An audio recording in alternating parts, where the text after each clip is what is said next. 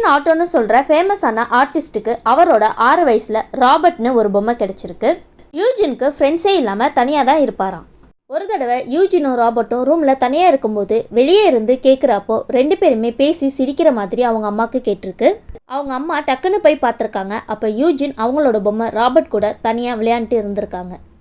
யூஜினுக்கு exam வந்தப்போ எப்போ பாரு ராபர்ட் கூடயே விளையாண்டுட்டு இருக்கிறத பார்த்துட்டு அவங்க அம்மா ராபர்ட்டை ஒரு ஸ்டோர் ரூமில் பூட்டி வச்சிடுறாங்க.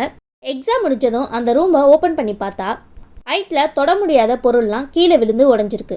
அத்தனை நாளாக அந்த ரூம்குள்ளே யாருமே போகலை. அப்போ எப்படி எல்லா பொருளும் உடஞ்சிருக்கு? ஒரு தடவை வீட்டை பூட்டிட்டு ஃபேமிலியோட ட்ரிப் போயிருந்தப்போ பூட்டி இருந்த வீட்டுக்கு வெளியே ஒரு சின்ன குழந்தை விளையாண்டுட்டு இருக்குன்னு அந்த நெய்பர் சொல்லியிருக்காங்க. ஒரு தடவை இல்லை 3 தடவை நைட் டைமில் ராபர்ட்டை ஜன்னல் வழியாக பார்த்த செக்யூரிட்டி அதிகமாக சம்பளம் தர சொல்லி கூட வேலையை விட்டு போயிட்டார். பணமா ஃபஸ்ட்டு, நம்மளுக்கு உயிர் தானே ஃபஸ்ட்டு. இந்த மாதிரி இன்ட்ரெஸ்டிங்கான வீடியோஸ் வேணும்னா லைக் பண்ணுங்கள், ஷேர் பண்ணுங்கள், மறக்காம ட்ரீமி சேனலை சப்ஸ்கிரைப் பண்ணுங்கள். Thank you viewers.